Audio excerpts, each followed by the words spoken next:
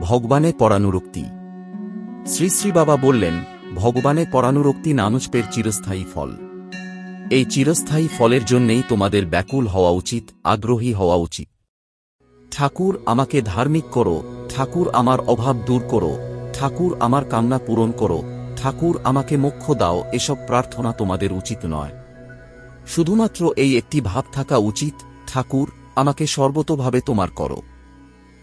ধর্মের বিচারশক্তি আমার নেই, ঠাকুর তুমি ধর্মের মাঝেও আমাকে তোমার করো, অধর্মের মাঝেও আমাকে তোমার করো।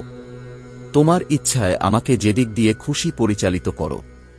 এই পথগতি যেন আমার অহংয়ের কোনো স্পর্শমাত্র না পায়। চিরদারিদ্র্যের মধ্য দিয়েও তুমি আমাকে তোমার করো, বিপুল বৈভবের মধ্যে দিয়েও তুমি আমাকে তোমারই রাখো।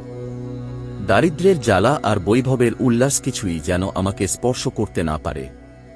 এরপর সকলে গঙ্গার ঘাটে এসে বসল এবং সবাই নানুচপে নিযুক্ত হল।